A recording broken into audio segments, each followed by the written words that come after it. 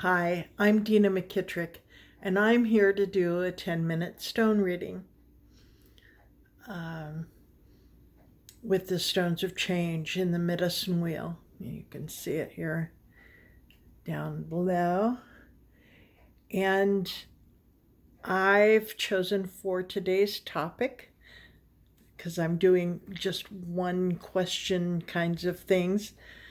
Today's topic is what is important today for us, all of us, and how can we facilitate that the fulfillment of what is important? And we'll see what that turns up. Okay, so I'm going to gather up the stones here. I don't know if these fringes will work. We might have to take those off. Anyway, gather up the stones and clear the space. Energetically, I clear the space beforehand, but it's always good to clear the inside the wheel too.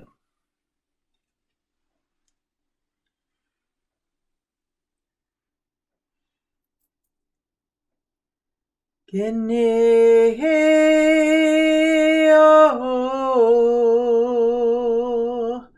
Lanyana ho Kinyon heo Lanyaha Lanyaha tuyacho. Oh.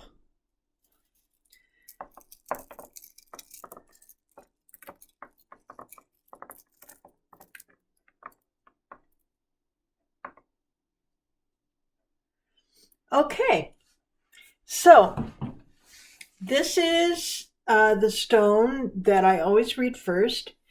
It says this is the most important part of the reading. And since our question is what is most important today, that's very apropos. Here next to it is a garnet that represents the first chakra. So it's about sexual energy, it's about passion, it's about connection to the earth, it's about grounding, and that is the most important part.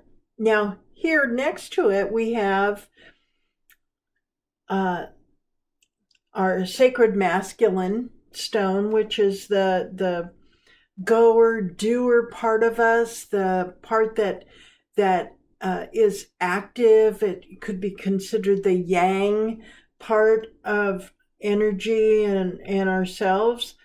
And it's leaned up against the life path stone. And the life path stone shows where the life path is right now. And in regard to this reading, where it's most important that we consider at the moment and today. And so it goes past these stones, and we may get to them. And it comes over here. To, looks like, yeah, it's somewhere right between these two. Now, this stone here, I'm going to show you. I don't know if it'll show with the light or not. No, it doesn't show.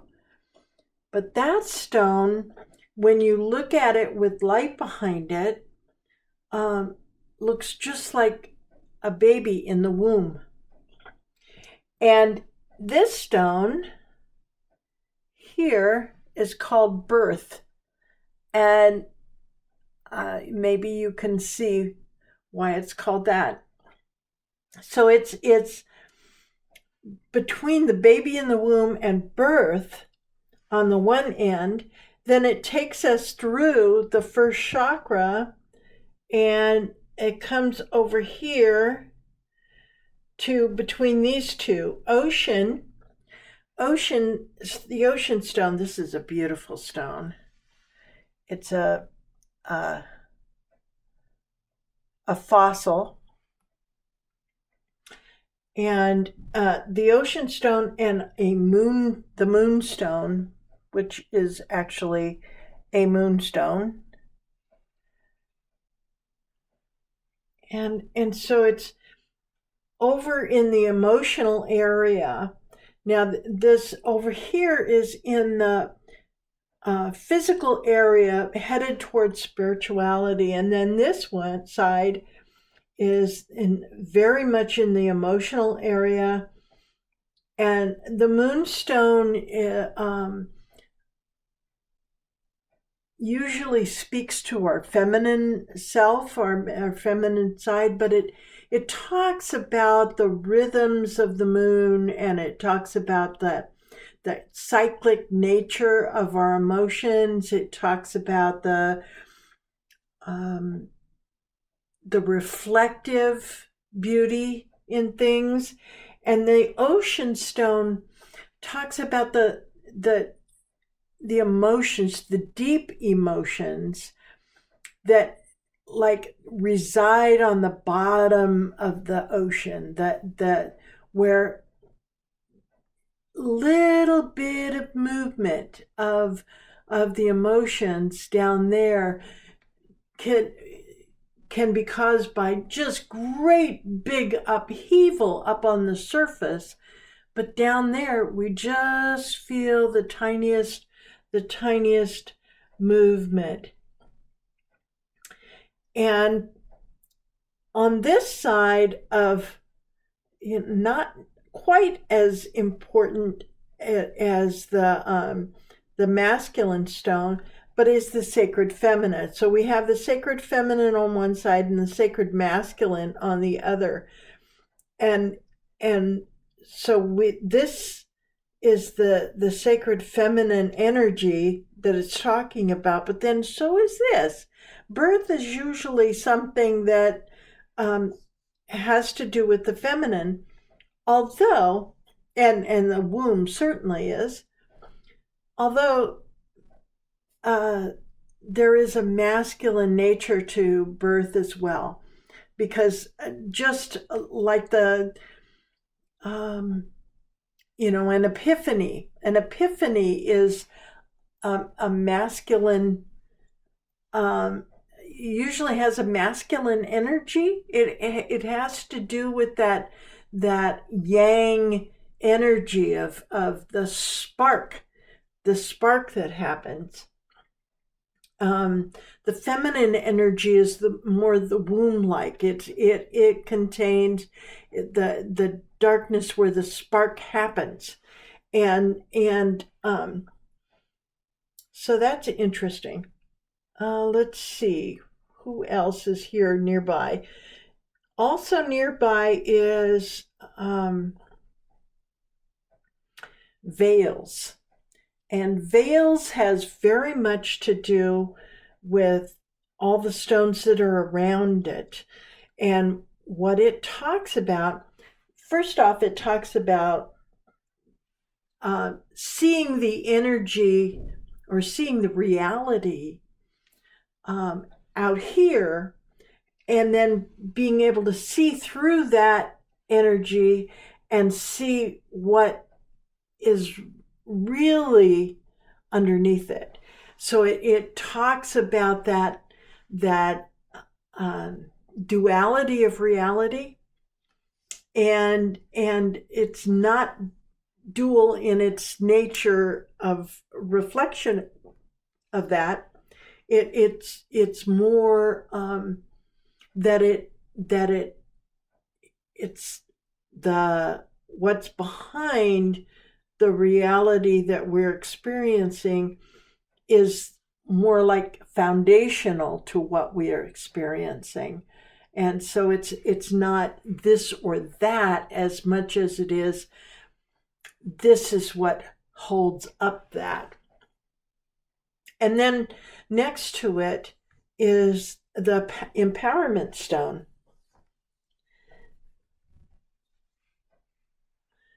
It's the mana stone. And the mana stone, um, all power comes from within. It talks about the the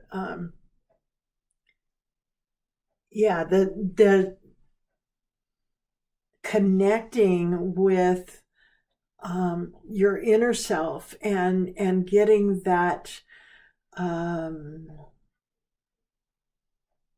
energy from standing in your power and standing in your truth.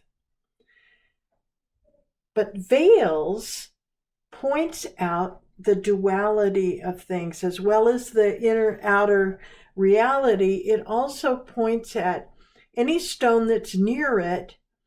It says there's a special relationship going on between that stone and its opposite, if it has an opposite.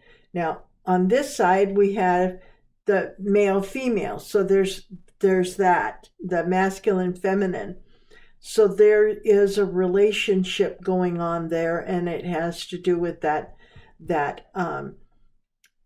connection and passion. And since we've got birth over here and deep emotions over here, it can be almost, it's that creation, that passion that leads to something new. And so we've got that with those. Well, the empowerment stone, the opposite, is this stone over here. And that is fear, the fear stone. And the things that are going on around the fear stone it's pretty intense, really. There's clouds, which is our dreams and visions. There's the what is it? The seventh chakra, the forehead. No, the top of the head chakra. So our connection with our higher self. And then we've got confusion here. So we've got confusion and fear with our dreams and our connection to our higher self. And fog, which fog is where we have to walk in faith. So there's about walking in faith in our dreams and visions, walking in faith as we contact our higher self or guidance, or opening up to guidance from above. And then the fear causing confusion around that. And there's a connector stone between those two. So the connection is, there's definitely a connection between the fear and confusion. But this here, so we've got the empowerment over here next to Ike reversed, which is, I don't think I have choices. And if I do have choices, I don't know what they are. So we've got that affecting the empowerment stone, and that both being affected by this fear over here because of the confusion. So not knowing what our choices are is causing this confusion that gives us fear with our dreams and visions and all of that. Okay. Now there's a couple of other stones here around. This is the most important part. We have Makia, which is the cat hunting, that really clear focus in the moment, and it's leaned up against by black and white thinking. So focusing on, is it good or is it bad? There's no gray. Is it good or is it bad? And it's over here in the emotional area. Well, Black and white thinking doesn't work very well with emotional. Um, it's great up in the north in the intellectual area, like if you're dealing with math problems, for example, they're either right or wrong.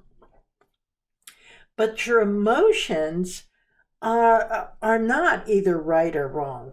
They simply are what they are. And, whether they're what some people consider negative emotions like anger and fear, or positive, quote unquote, emotions called happy and joyous. They're all just emotions, and they all are just energy in motion. Energy in motion. And so putting a black and white spin on it, saying this is wrong and this is right, and that it's confusing to us. So I suspect that's got something to do with this confusion over here with the fear. And then we have on this side, we have good health, balance in the middle of the circle. It's just about right in the middle of the circle. So there's balance there that has to do with our third eye, the intuitive self, and there's balance there with the career stone, which is really surprising to me in these times, because there's a lot of us that are having a real hard time with the money thing right now. But it's a 3, which isn't a lot of money, but it's stable. It can sit and it won't get knocked over. So a lot of the I'm not sure how that fits, but that's got something to do with this masculine part. And but that's got something to do with this masculine part. Now, okay, we're getting close to 10 minutes. I'm going to time this better tonight. I swear I'm going to do this in like one take or just a few, and it's going to be the 10 minutes. But I do want to mention that fan, which says what it's all about, is pointed right over here to this grouping of stones. Now this one, which is the main one it's pointing at, is called butterfly. Let's see if you can see that. No, it's not showing here. Oh, there we go. Butterfly. And it's all about transformation. And then we have this stone, which is very much about healing and transformation.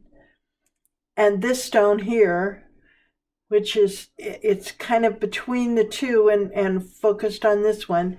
And that one is joy.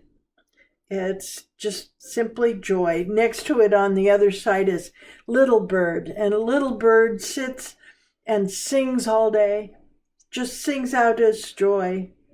And so it's all about joy and transformation. The whole reading is about joy and transformation. So what is important today is joy and transformation. How we can facilitate that is leaning into the goer doer, the yang part of us, still keeping in mind the big picture and the the feminine receptive side of us, especially to do with deep emotions, and also having some kind of focus and clarity about what it is that we want to start. What is this birth that's about to happen? What is this thing that is growing in the womb of our existence and the womb of our highest good? So that's about it. I'm not sure how much further I could go. Oh, well, I could go on all night if I wanted to, but I think this will do us for now with the 10-minute thing. One thing I'll add is all of these stones here, and even over in this general area, which